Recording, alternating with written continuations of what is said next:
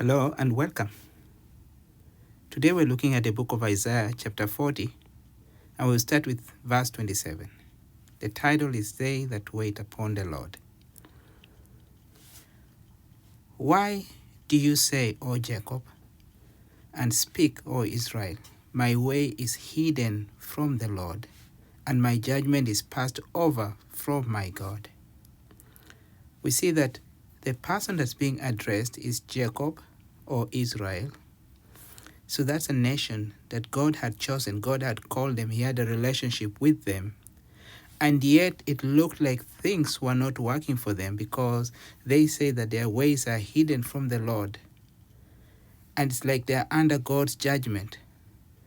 And we as Christians, sometimes we find ourselves in the same situation. Though we are Christians, it looks like God is far and out of reach. It looks like we are on our own struggling to survive and make ends meet. And we're wondering where God is. Verse 28. Have you not known, have you not heard that the everlasting God, the creator of the ends of the earth, he does not faint or grow weary. There is no searching of his understanding.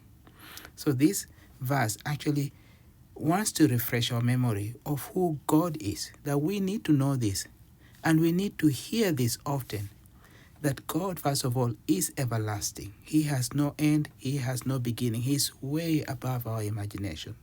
He is the Lord. He is the one who is in charge of everything. He created everything, even the ends of the earth, even places that we'll never be able to reach, the upper limits of the sky, the ends of the universe, the depth of the oceans. He knows all that. That he does not grow weary or faint. He does not grow weak. He does not operate on the same schedule like us. He is not too late. Even when we think that he is too late, when he thinks that he has not shown up and now we have nowhere to go, he understands, he feels and knows our pains, and he will come at the right time. And the Bible says there is no searching of his understanding. His ways are above our ways. When we cannot fit him into our box, into our picture, into our imagination, we need to know that he is above that, and yet he fits us into his schedule. Verse 29, he gives power to the faint. To those who are weak, he gives them power. And to them that have no might, he increases their strength. So even when we run out of resources, he is able to give us new strength, new power. He's able to increase our strength. He's able to replenish us.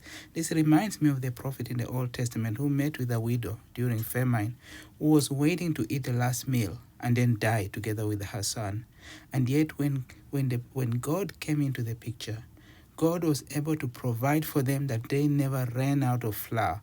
In another case, they never ran out of oil. That when God comes in, he is able to replenish. He is able to increase. He is able to lift us up even when we're feeling weak or weary. And that's why the Bible says, my enemy do not rejoice over me. For when I fall down, I shall rise up again. This is not the end. There is a better tomorrow. There is a better future because he holds our future. Verse 30, even the youth shall faint.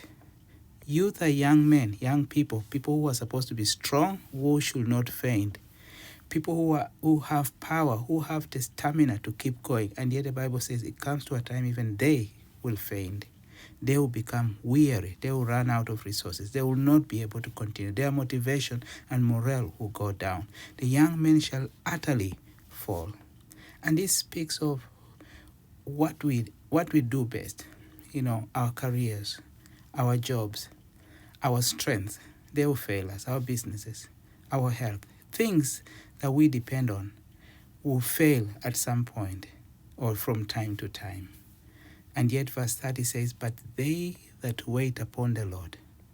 So they that have a relationship with God and wait upon him, they shall renew their strength.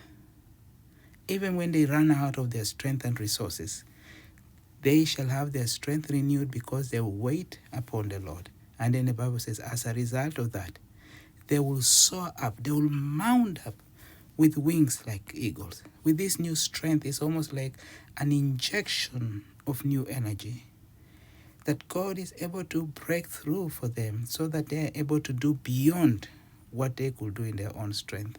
And now, because of that, they will run and they will not be weary. They shall walk and not faint. When people see them, they will be wondering, where are these people getting all their energy and their resources? It's because they are waiting upon God.